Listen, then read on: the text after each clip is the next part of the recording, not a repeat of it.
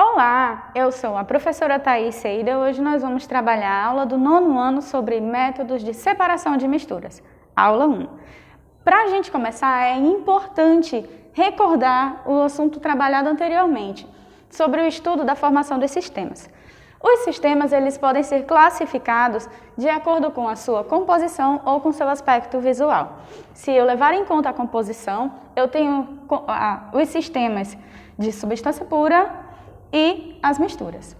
As substâncias puras, elas contam com apenas um tipo de componente, não elemento químico, mas substância química. Aqui nós vemos que o oxigênio é representado por uma bolinha azul e aqui dentro nós temos a presença apenas de gás oxigênio.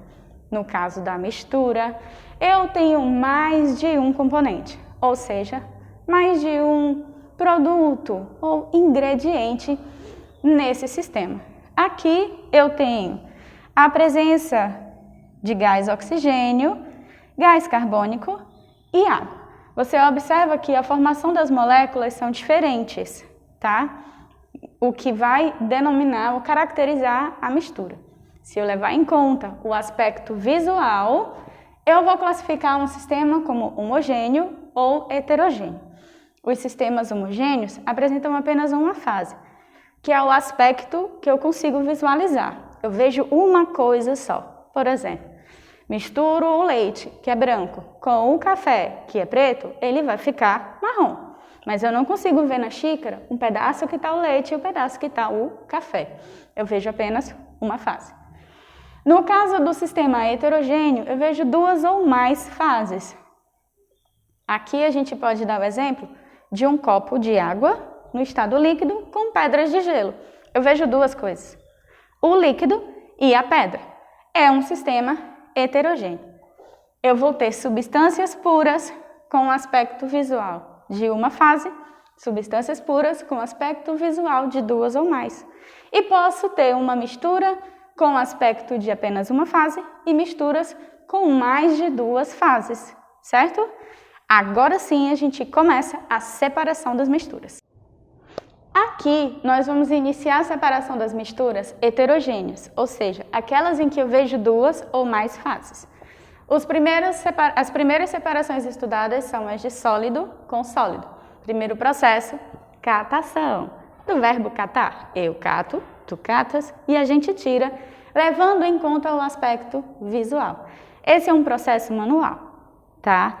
Isso quer dizer que eu vou levar em conta para separar os pedaços, pode ser diferença de tamanho, cor, densidade, mas serão aspectos visuais que me permitirão fazer a catação. No caso da separação magnética, eu vou ter que levar em conta a propriedade magnética, ou seja, a capacidade de um material ser atraído por um ímã e do outro material não ser. Eu vou usar o ímã para fazer o processo de separação e os materiais mais comuns para serem separados são materiais que contêm ferro, cobalto e níquel. No caso da peneiração, que também pode ser chamado de tamização, eu vou usar um instrumento, que vai ser a peneira. Na peneira, eu sei que eu uso tamanhos diferentes, mas eu também posso usar uma esteira para separar densidades diferentes. Nas grandes indústrias, quando eles querem separar os frutos mais verdes dos mais maduros, eles levam uma esteira para fazer a tamização, distribuem os frutos e elas vibram. Essa vibração vai fazer com que os mais densos venham para o centro e os menos densos para as laterais. E eles separam a qualidade dos frutos com essa esteira. O uso da peneira ou da esteira vai permitir que eu faça a separação desses dois sólidos, tá? Levando em conta, repetindo, ou o tamanho ou a densidade dos materiais que eu quero separar. Na flotação, eu tenho a adição de um líquido que é imiscível. Preciso lembrar que os líquidos imiscíveis não se misturam.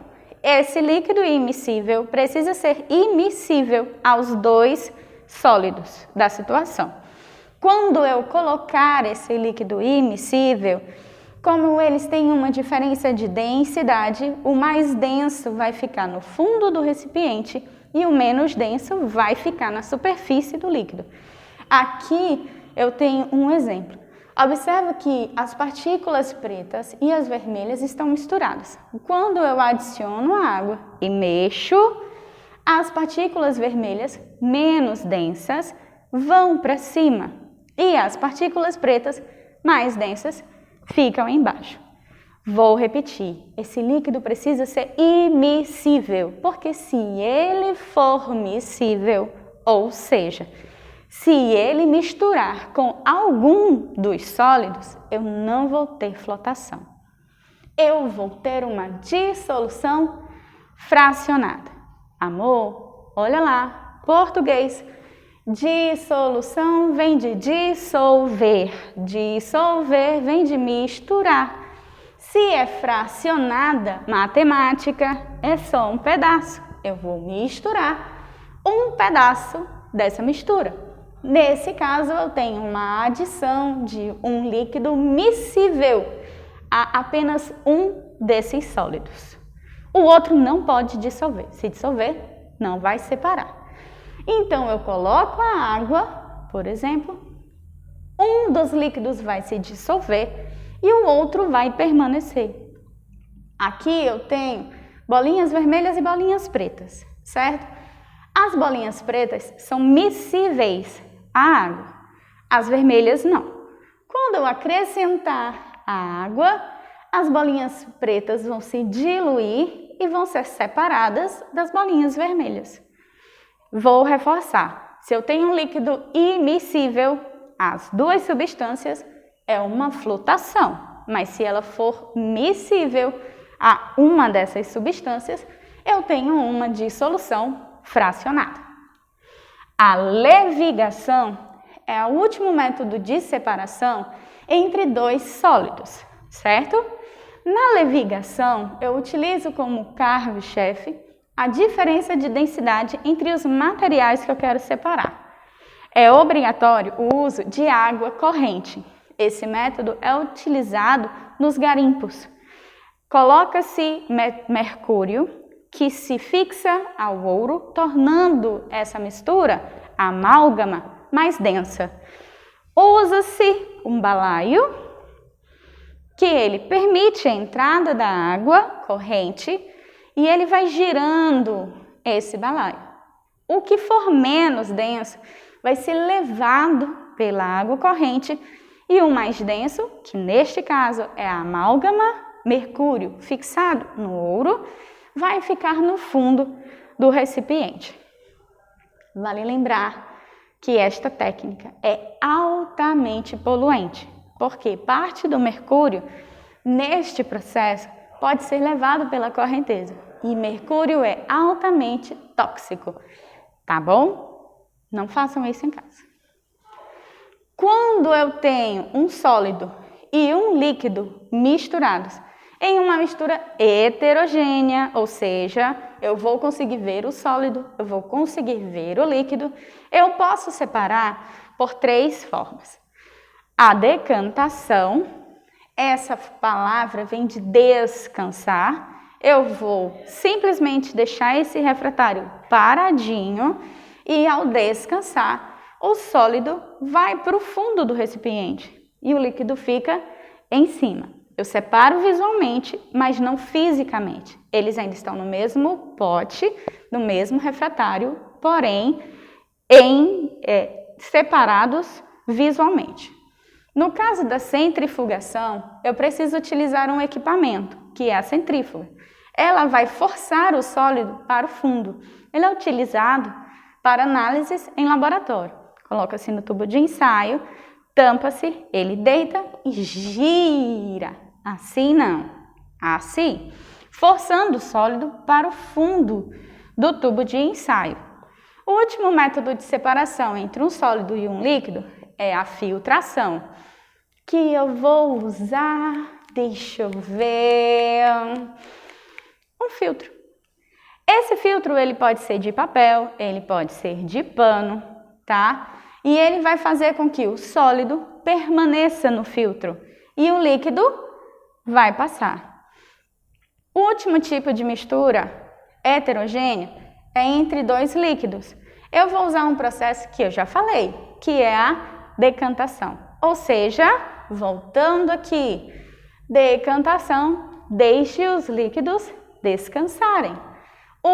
No caso, líquido mais pesado vai para o fundo e o menos pesado fica na superfície.